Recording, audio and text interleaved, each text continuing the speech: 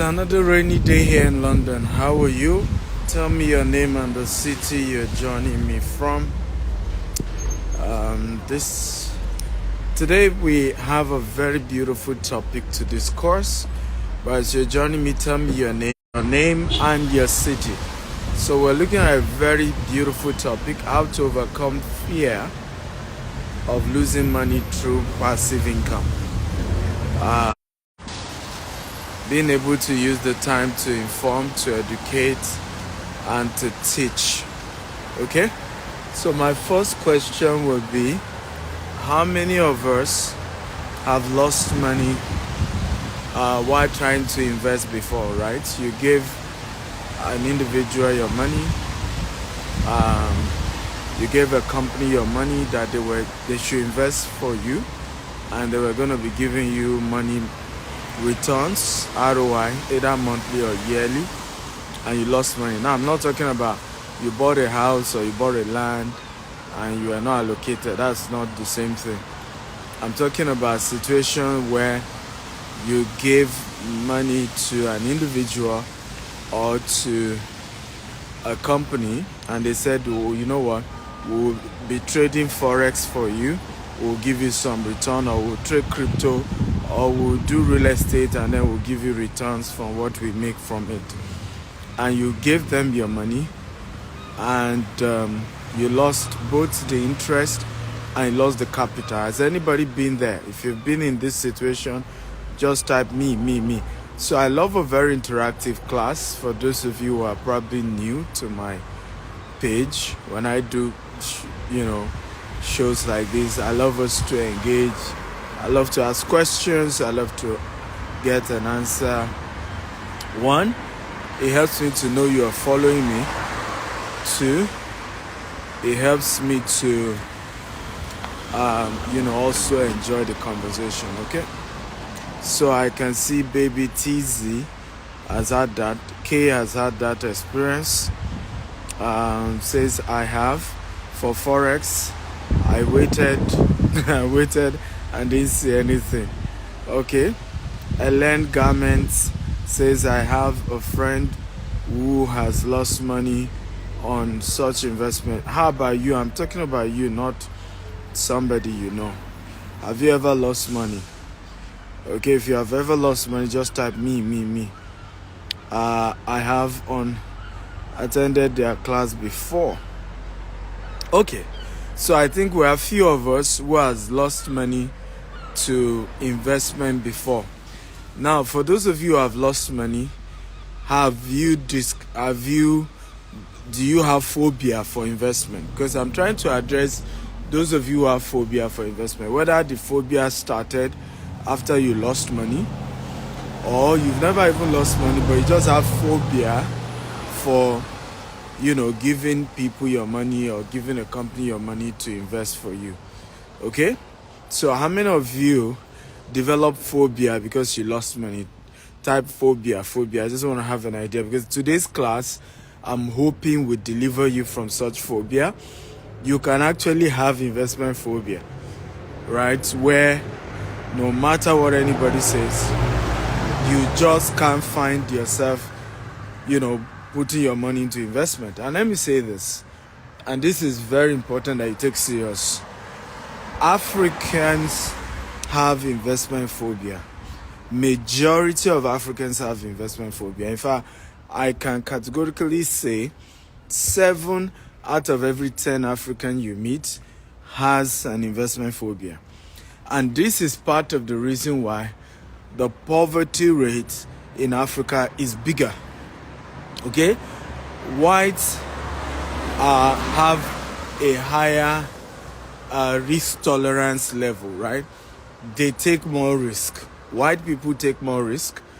Maybe difficult for them to trust you, but if they trust you, they take more risk, right? Now, people from other,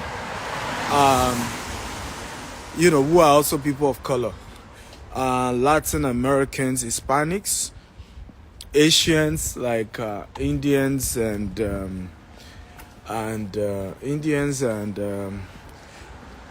Chinese, okay, they take more risk as a community. So what do I mean?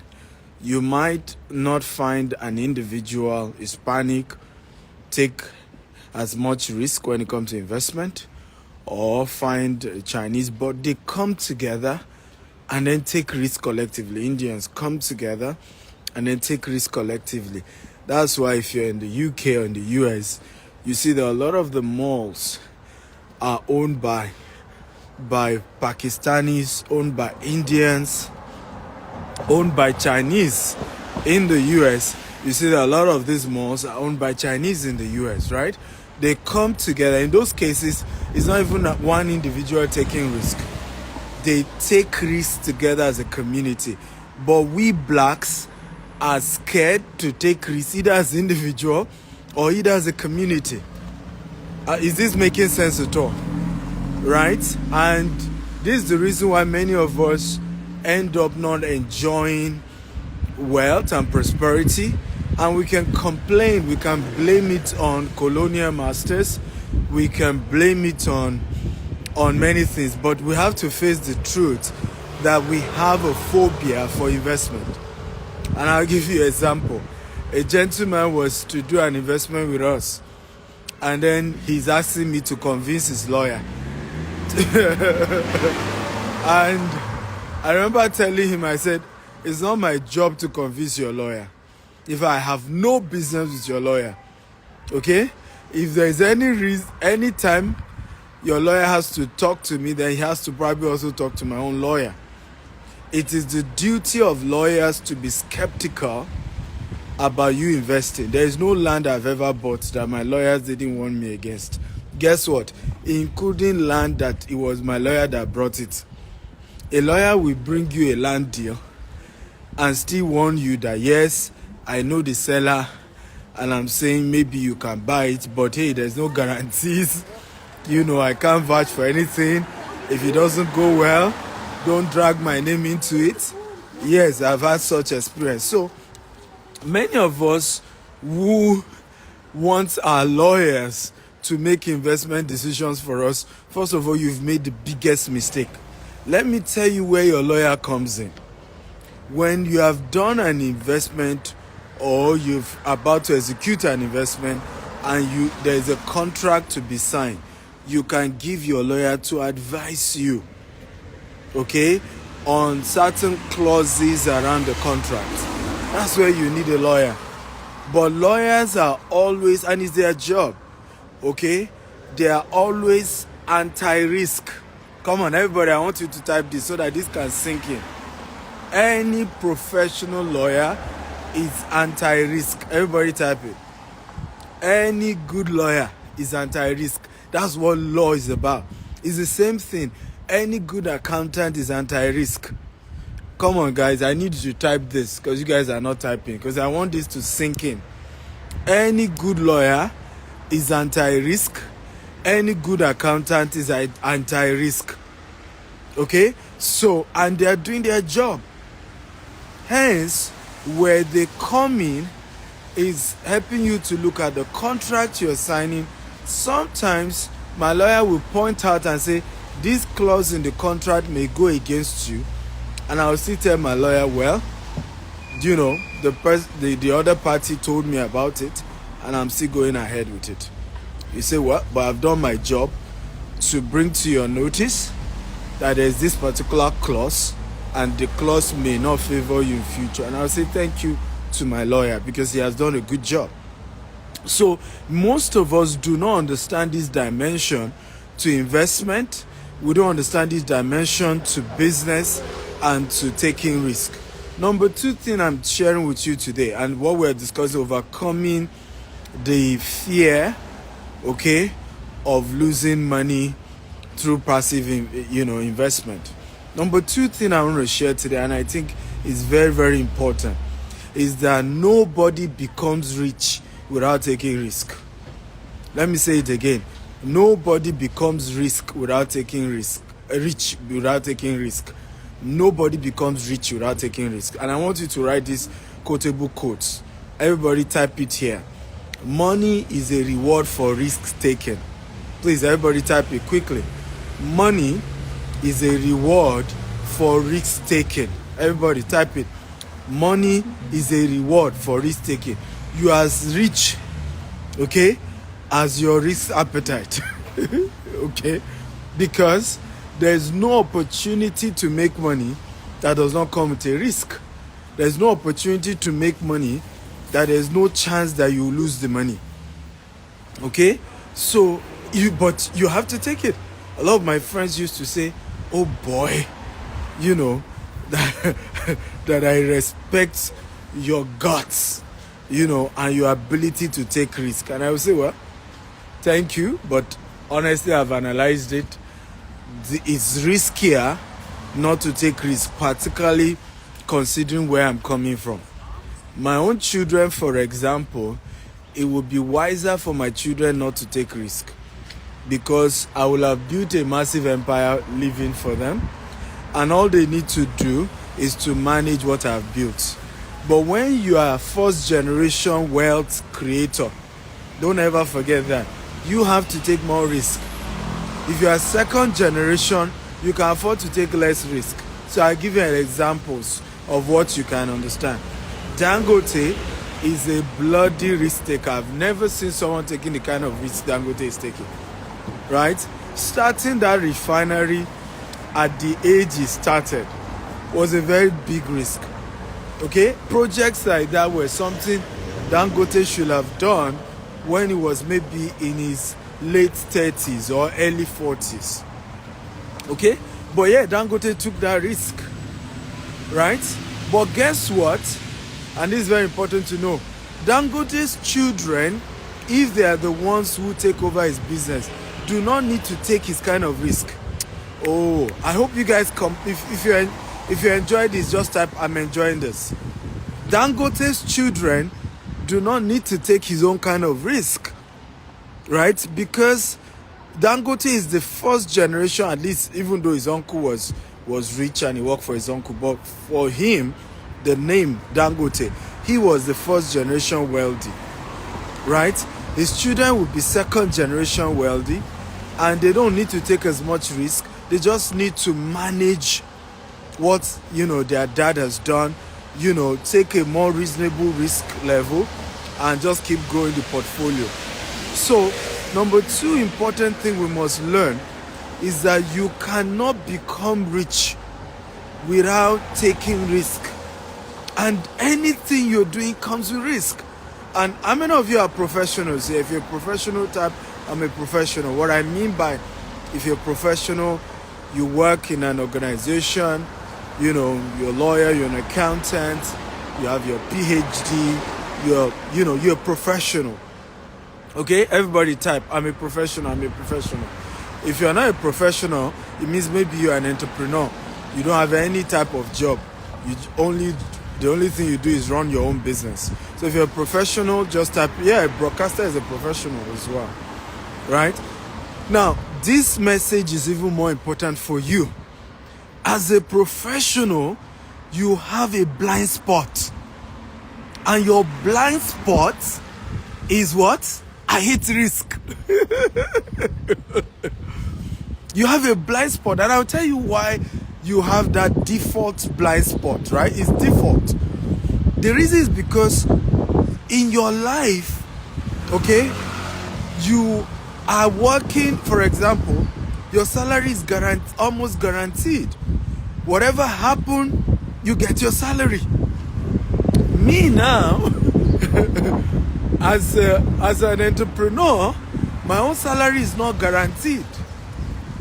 Am I making sense to you guys, right? Okay, we must get results. So I'm paid for, and I say this often, and people don't get it. Your wealth is a function of how you are paid. So let me break this down. Your wealth is a function of how you are paid. Poor people are paid for their time. Rich people are paid for results. Your wealth is a function of how you are paid. Anytime you are paid for your time, there's a cap on your income. Let me repeat it again. Anytime you are paid for your time, there's a cap on your income. But anytime you are paid for the result, there's no limit to your income. In fact, it's usually a percentage of the result. So it just changes the dynamics. For example, if you're a property agent, right? Most times you are not on fixed salary. Okay? But guess what? When you then seal a deal, the deal can earn you a commission that is what you're supposed to earn in 5 years, and you will earn that in just 1 month.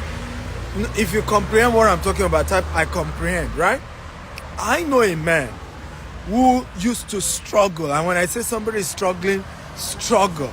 He didn't have an office, and here was he trying to have a breakthrough in the oil sector. He didn't have connection. He had just left the UK, returned back to Nigeria, and was trying to close an oil deal. But no connection, nothing.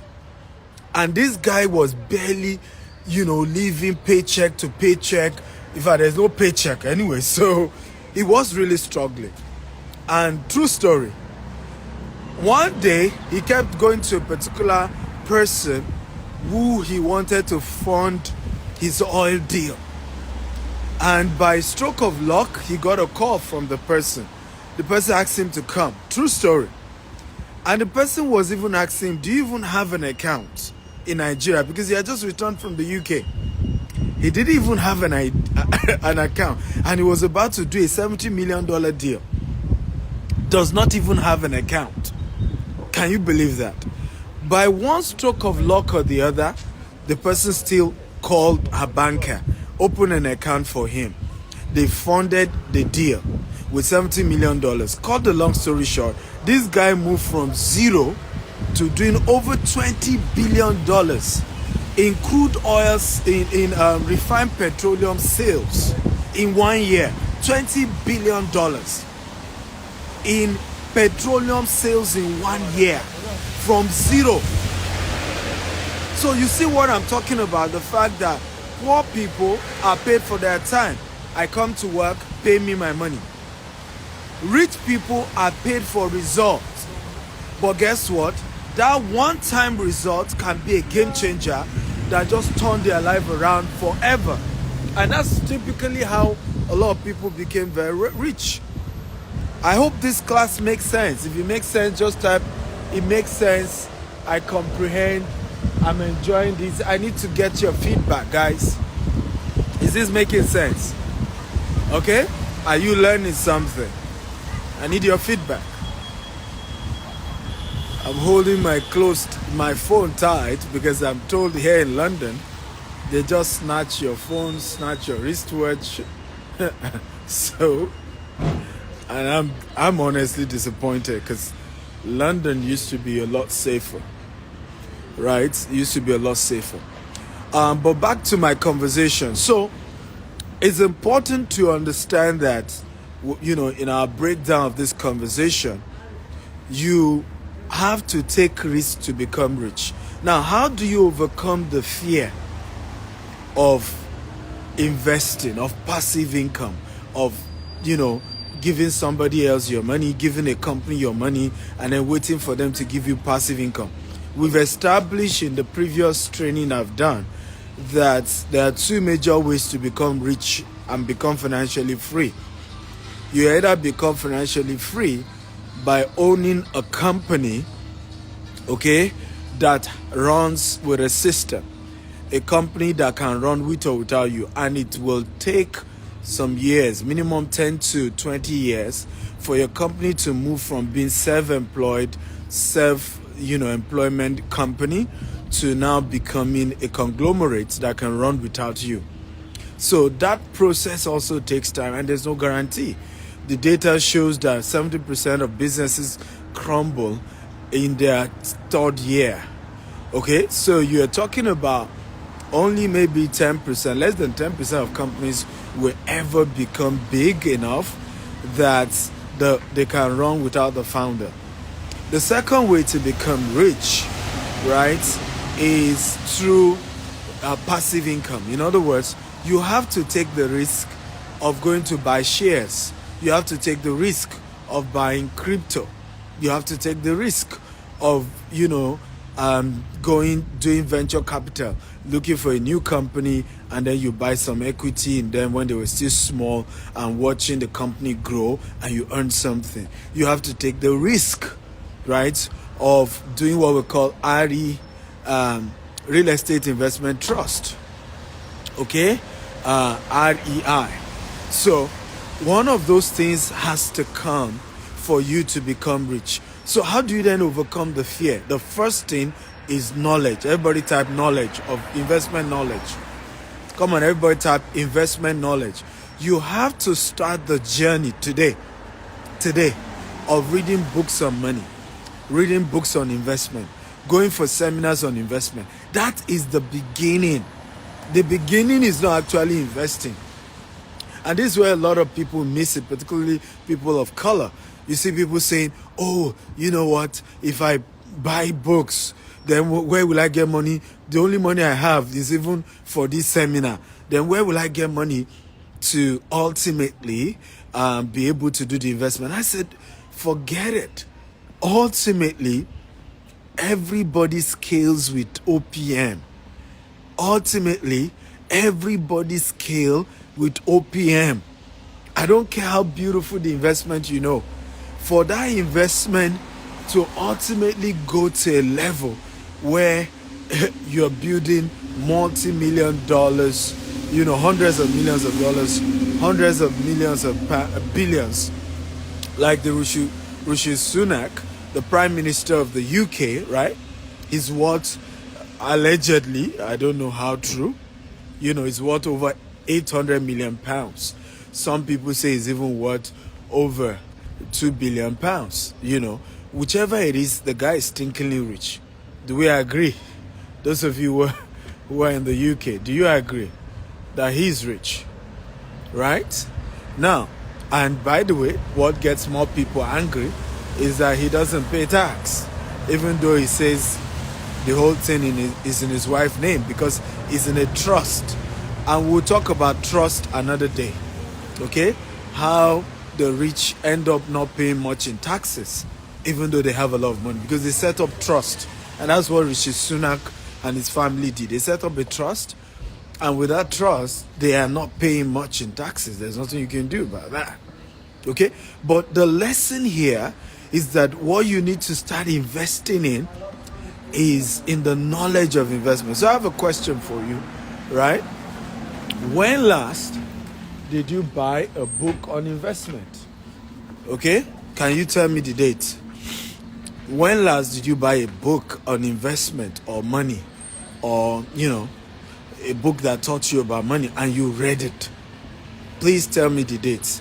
The second question I have for you, when last did you attend a paid seminar on money or investment or real estate? So the first question, when last did you buy a book on investment or money? The second question is, when last did you attend a paid seminar where they were teaching you on real estate or teaching you on money or teaching you on finance? When last did you do that? Because this is really where the problem is. Okay? A lot of us want to be rich, okay, but we don't want to learn how to be rich. And unfortunately, they don't teach you how to be rich in the university. If they do, your professor will be the richest. Has it ever occurred to you? Sometimes I see young people say, Dr. Stephen, I'm doing my master's in UK. I say, wow, that's good. Dr. Stephen, I'm doing my PhD in the US. I said, that's good. Then I ask them the next question. What is the ultimate goal of your master's or of your PhD? And then they tell me, oh, Dr. Stephen, that's simple. I want to be rich. And then I say, okay, so you're going back to school to have master's, or you're going back to school to have PhD so that you can get a job, so that you can become rich.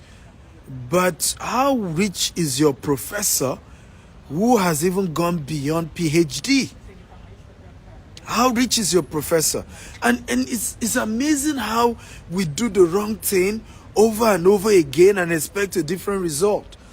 If learning how to be rich and financially free comes from the tertiary institutions, Your professors will be the richest.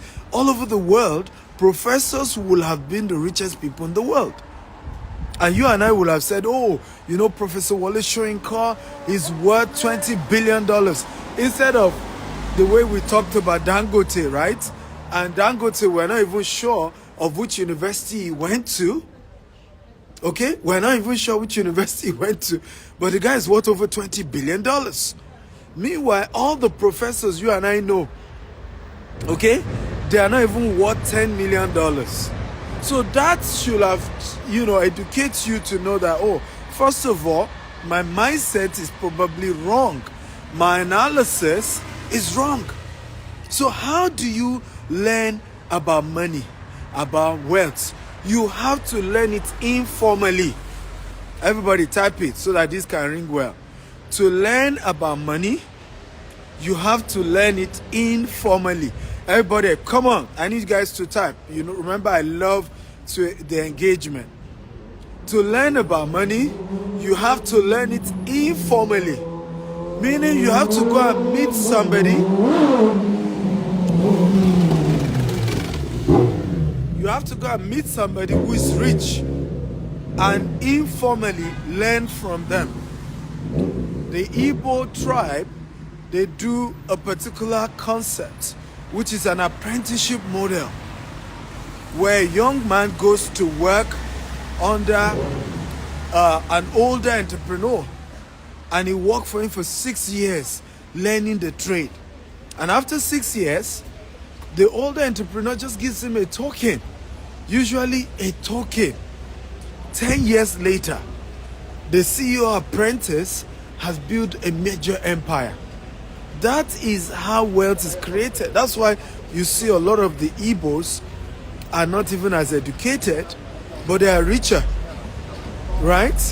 One of my mentors, Dr. Cosmos Maduka, will always say that I may not be able to speak good English, right?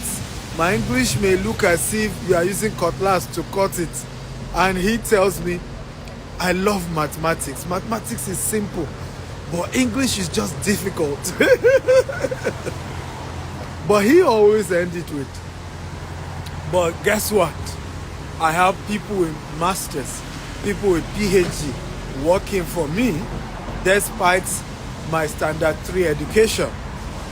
So the lesson here, you must budget every year. That a portion of your money must go towards sitting down at the feet of richer people and learning about investment. A portion of your money must go towards going to Amazon and to websites and buying books of people who have been able to move from zero to hero. I started our company with just $10, right? Today we've built an empire. We built an empire in 4 continents, okay? Control real estate assets worth hundreds of millions of dollars today.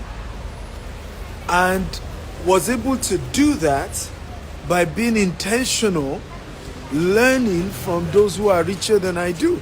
And I still do that till today, right? I still sit with richer people than I do, whether they are white, whether they are blacks, whether they are of the same faith, whether they are of different faiths, even people you call racist. I sit with them and I'm learning, right? Money doesn't know color. So you can be arguing and say they are racist and you can call them names. As far as I'm concerned, money doesn't know color. They are rich. I want to know what is in their head, and I will humble myself, and I'm learning.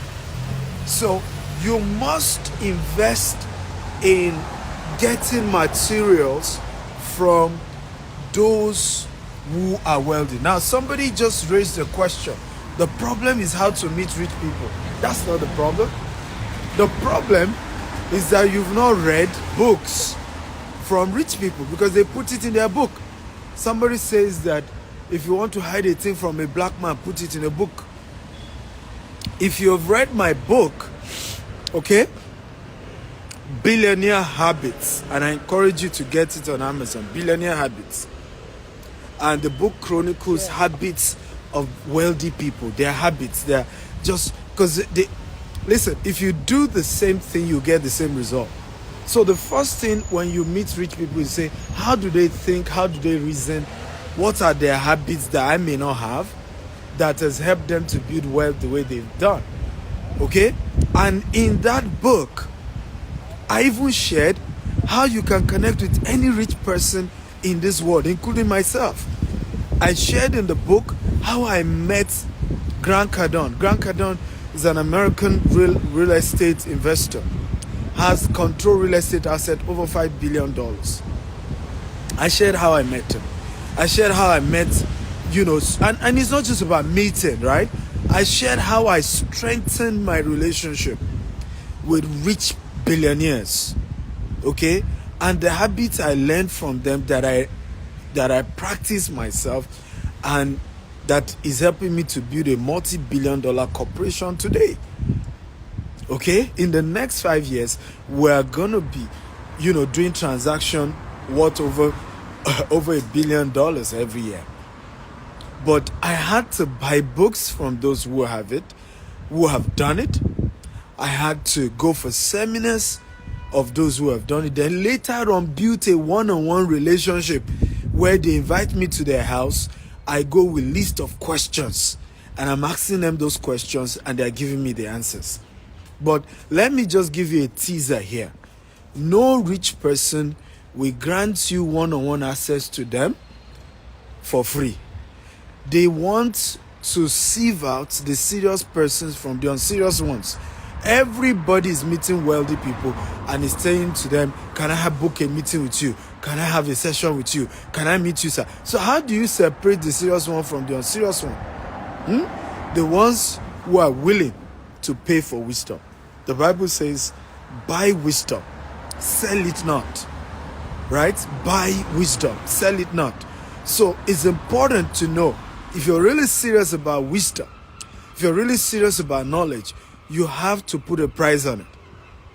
How many of you went to your university and then told your professor, dear professor, you have to be a good man, you have to be a good woman. I need you to allow me be in this university for 4 years and I'm not going to pay anything. How many of you did that? They're going to kick you out of the school. So if tertiary institutions that don't even teach you how to become rich, they only teach you how to make a living, okay? Right? How to get by. That's what you learn in university. Because you go to university, then you get a job, and that job definitely can make you rich. Nobody has become rich through job. Nobody. Larry Page. But you say, how about people in Microsoft? Larry Page, all of them. They eventually got equity. What made them rich was that their position in the company, okay, allowed the company to give them some equity. Like Microsoft now has over 6 billionaires who were different from Bill Gates. Okay, but at some point, due to some contribution they made, they were given equity of Microsoft. Over time, the equity grew and they became multi-millionaires. Some of them became billionaires. The same thing happened with Alibaba, right? At some point, Alibaba gave some shares to some of the workers, and one of the women, who used to be like a secretary, she's extremely rich from those shares. But nobody has become rich through salary, including those who earn $1 million a month. You know why? The day you start earning $1 million a month is the day you start buying houses, living in houses that are worth millions of dollars as well. You start buying cars that are worth hundreds of thousands. So what ultimately happened, you start sending your kids to certain kind of school, your expenditure rises up to the $1 million salary you're earning. So ultimately, like Warren Buffett puts it, wealth only comes through passive income. Your ability to make money while sleeping. Your ability to make money without doing any extra job. And when that compound, we call it compound interest, you then become financially wealthy, because what happened? You have a machine, technically, that keeps bringing money for you without you doing anything extra. Okay, so number one, you have to read books, go for seminars, and I want to thank those of you who are honest enough to tell me that you've not been buying books, you've not been attending seminars on money. You must get at least. Now, how many of you will commit to this assignment, right? How many of you will promise me to buy 10 books on money and finance before the end of 2024? If you are promising me that, just type, I promise you I will do that. Okay? And not just that you will buy it, you will read it. How many of you are promising me 10 books on money, 10 books on finance? You're going to buy them and read them this 2024. Anybody promising me that? Okay, if you're promising me that, type, I promise. Someone is asking how much. I don't know how much. You can go to Amazon, you see the ones I've written, and you can buy, but I don't even know how much Amazon is selling my books, because I have over 40 books on Amazon. So, but not just me, there are other authors who have taught on money, taught on finance. You should buy that of other authors too, not just my own books, right? Number two assignment I want you to promise me, if you are really serious about becoming wealthy and, becoming a great investor, is to promise me to attend at least 4 seminars between now and December, okay, where you're going to learn about finance, you're going to learn about money, you're going to learn about real estate. 4. How many of you are promising me 4 seminars? Paid. I don't want free ones. Because what you don't pay for, you don't value. And that's another thing we all need to learn. As human beings, we are wired to only value what we pay for. So you must be intentional about, learning to do things that require you to pay for it. So right now I'm going for a seminar with Grant Cardone next month. It's $30,000, but I'm paying. Okay, by September I'm going for another event. It's going to cost me. The training is for another 2 years. It's for founders of businesses, right? And I will pay $150,000 for the next 2 years because I'm taking 3 classes and each class is $50,000. But guess what? Aside the knowledge I'm going to get in those kind of trainings, the quality of relationship is also powerful. And that takes me to number 2 ways to overcome phobia of investment. Surround yourself with new set of people who are investing. The reason why most of you are scared of investing, have never invested, is because all your friends are also scared of investment. How many of you will be honest with me? And I really want honesty here. Just be honest with me. Have seen an investment opportunity and then you told your friends, oh, I saw this opportunity, I'm thinking, should I invest? And your friend says, do not invest.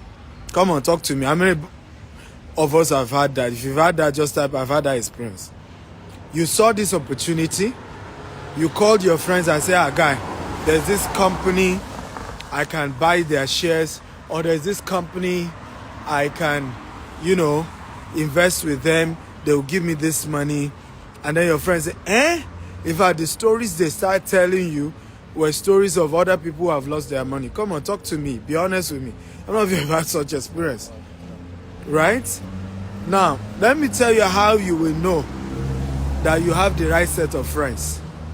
If you have the right set of friends, who they themselves are great investors, who they themselves are experienced investors, when you call them and say, hey, I saw this opportunity, I want to invest, if they are not sure that it's the right investment, they will tell you, oh, you know what, I have 3 other types of investment like this that I've done, and these guys are legit, I got my money, so call this number, they do this type of investment, they can help you out. Call this other number, they do this kind of investment and they can help you out, because they're already doing it.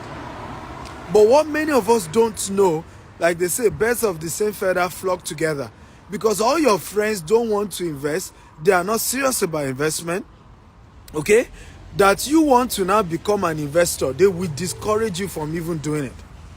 They will find a way to tell you, oh, don't do it, or you lose your money, and create some mockery. Okay?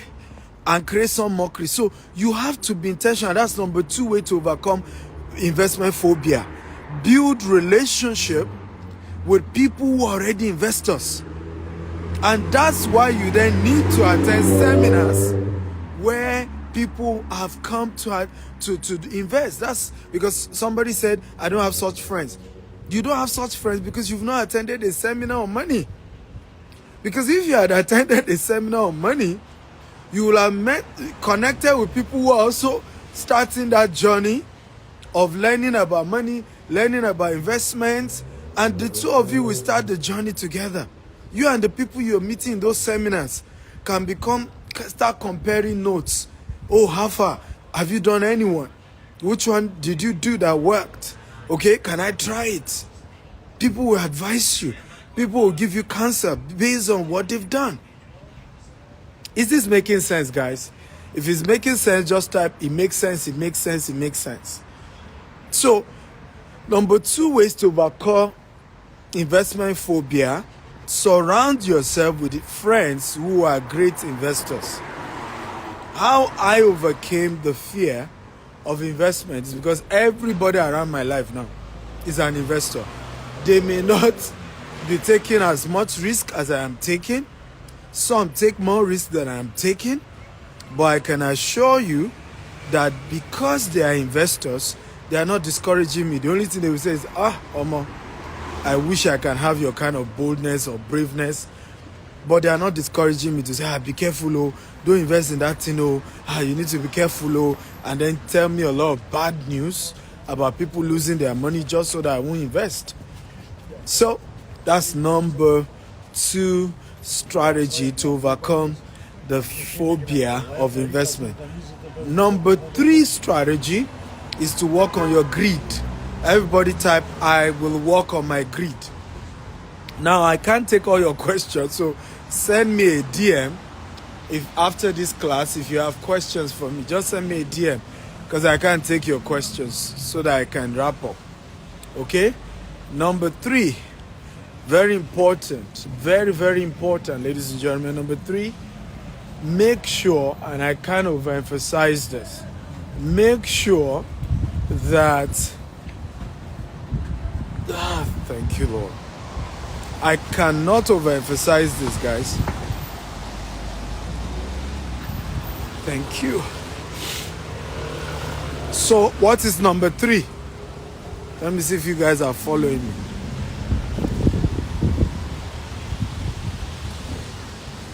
What is number 3? So that I can see if you guys are following me. What's number 3? What's number 3? I mentioned number 3 now.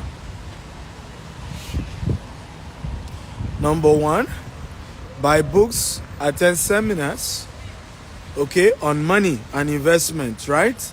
Number 2 that I shared is with other people who are investing. Okay, all your friends are poor. I've said it over and over time. If you have 5 friends and they all are poor people, you'll soon be the 6th poor person. But if you have 6 friends or 5 friends, they're all rich. Even if you're a poor person, it's a matter of time you also become rich. So your income is average of the 5 closest people to you. The more you start building relationship with friends and people who are rich, the richer you also become. So your focus has to be, I want to have friends who are rich. I want to have friends who are doing well. And you have to be intentional about that. Number 3, overcome personal greed. You have to know that we human beings are greedy by default. We're greedy by design. Okay? And you have to make a conscious decision to overcome your own greed. A lot of people will tell me, Dr. Stephen, I invested somewhere, they cheated me, these people are scammers, they're this, they're that. And I'll tell them, I said, it's not the people that is the problem. You were the problem. You were greedy. And I'll say, how do you mean I'm greedy? I'll be like, how realistic was the returns they promised you? You could use your own brain to analyze what they promised you. You could use your brain. Somebody tells you that you can invest with their company and they will be paying you returns every year, every month. The first thing, if you are not greedy, is to say, how can a monthly returns be guaranteed? Because anything can happen within a 30-day cycle. Okay? Anything can happen within a what? A 30-day cycle. So if these people are telling me they'll be giving me returns every 30 days, how guarantee is this? You didn't ask that honest question, right? At the end of the day, you lost your money. You are now looking for who to blame. But you are the problem because you decided to put your money in something that was what they were even promising you wasn't very realistic. And you could have discovered that if you were just not greedy, right? Greed blinds our reasoning, right? Our ability to be able to just reason and say, am I sure what is being promised is doable? No. They can do it now. They will do it. I'll get it. No issue, right? So you are not even doing proper analysis. You are just after what you want to get. Okay? So you have to work on your greed level. People who have worked on their greed level don't lose money, okay, to a lot of this Ponzi scheme. I have never lost money to a Ponzi scheme in my life because, first of all, if it's a Ponzi scheme, I already know it's a Ponzi scheme by myself, by my calculation. Number two, if I now decide to do the Ponzi scheme, I know that I have to quit that Ponzi scheme quickly, right? I have to get out of it on time. If I don't get out of it on time, I will ultimately lose. So if I even put my money in a Ponzi scheme, I already know that the Ponzi scheme will soon crash. And before the Ponzi scheme crash, my money is out. Anytime I put my money, for example, into crypto or Forex, it's timed. I look at the period, is there going to be a bull run here? Okay, how long is the bull run going to last? For example, Bitcoin is on a bull run right now. Cryptocurrency generally is on a bull run. Question, how long will this bull run last? So I go for trainings. I connect with friends who are very experienced with it. You see, part of what we have talked about earlier, the place of friendship, the place of the right people. And I ask questions. And once I'm able to get a good timeline, I know that I'm putting my money between this period and I'm cashing out. Okay? And I'm out of that particular investment. So you have to work on your greed level. And I don't care how higher the thing is going. When it's the time that I'm analyzing that this thing will soon crash any 60 days or 90 days from today, I pull out. If the thing now still goes way higher, I don't care. I have made up my mind. I was pulling out at that time. And I'm out. Are we learning? If we're learning type, I'm learning. Overcome your greed level if you want to stop losing money to investment. Okay? You have to overcome your greed level. You have to stop being greedy when it comes to investment. So all this one that you will not do any investment except they are giving you 40% in a year. You will not do any investment except they promise you 50% in a year. All this, any investment I must do, they must be giving me return every year. Overcome your greed level. You are the problem at this point. Because now you are being greedy and you're finding yourself putting money into investment opportunities that will fail. And they will fail. Because the higher the returns, the higher the chances of failure. The lower the returns, the lower the chances of failure. It's just the way business works. Right? We're doing a project now in Houston. It's going to take the next 7 to 10 years. Right? We're building over 400 housing units in Katy. It's going to cost $150 million. And I'm raising investors. And all the time, you see people reach out to me and say, Dr. Stephen, hey, I like your investment. I like the KT thing. I want to put my money, but the returns is too low. And I'm like, yes, it's too low because first of all, I have never, defaulted on investment. Even when I lost investors' money, I eventually still look for money elsewhere and pay them back. Go ask people who have invested with me. So when I know that this thing, I'm promising you a guaranteed returns, I cannot give you returns that is ridiculous because then it's still a risk. Business comes with a risk. Even though yes, a real estate is backed by land, even the land has insurance, and by the time we start construction, there's insurance on the construction and all of that, the institutional backing and all that. Yes, but it is still a risk. So when you see investments where the returns will be guaranteed, the returns will be lower. And am I asking you to only do those type of investment? No. I'm saying diversify. Don't put all your money into high risk investment. Don't carry all your money and put it into crypto. Put it into Binance, Abi, or which one do you people use? Right? Don't do that. Put some money there. Be open to the fact that the money you've put in Binance, in crypto, or in Forex, you can lose all. Be conscious of that. Sort it out in your heart before you even put your money. Okay? And then put some other money into something safer, like a real estate investment, like the ones we always do, right? Where the thing is backed up with a land. So when an investment is backed up with a physical asset, the chances of losing money is lower. Are we learning, guys? If we're learning type, I'm learning.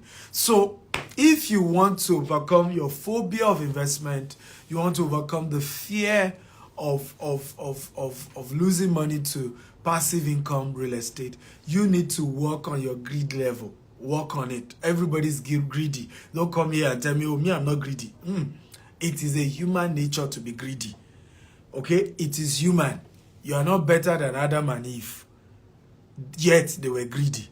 Adam and Eve had the tree of the knowledge of good. Okay?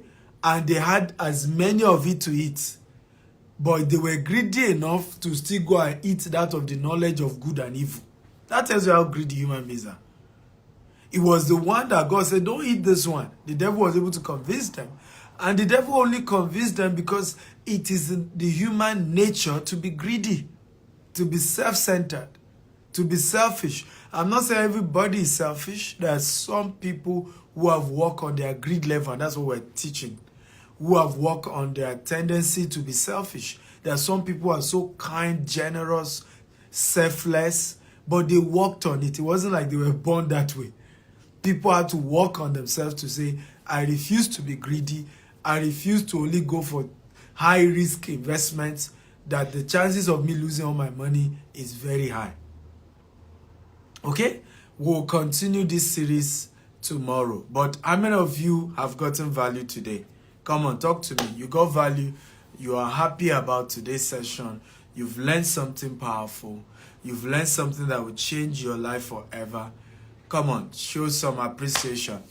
Okay? I've always said this over and over again. Gratitude is the secret to greater success. When somebody adds value to you, acknowledge it. Africa lack hero because we don't celebrate them until they die. Everybody else say the man is a good man. When he was alive, did you encourage his goodness by identifying the fact that he's good? I don't need to teach you all this for free. These are things I charge for. I run a one-on-one coaching program as high as $20,000 per person because I also paid people to know what I know today, and I'm still paying. Right? So whenever I come here and I do free classes, free session, I think is worth appreciating. Do you think that? So thank you so much. Remember, you can go to my YouTube channel, Dr. S. Akintayo on YouTube, and subscribe. I have over 2,000 videos there. So if you think you love this, you're going to even see greater things you will love. Greater things that will change your life forever. You're going to see it there. Dr. S. Akintayo. Go there. I promise you it will be one of the best library you've ever invested in your entire life. And make sure you subscribe. Make sure you put on the notification button so that anytime we're doing live sessions like this, there's so much for you to learn. You can just learn and learn and learn and learn and learn. Okay. I want to thank all of you for joining. Those of you who want to invest with us, just send me a DM. If you have as much as $10,000, $30,000, $100,000, $1 million to invest, we have safe, secure investment opportunities in the area of real estate, in the UK, in the US, in Dubai, in Nigeria, and Africa. We have as many and very credible, very secured types of investment, and we can talk about them. I love you all. Thank you so much. God bless you. Have a wonderful, wonderful evening. Bye-bye.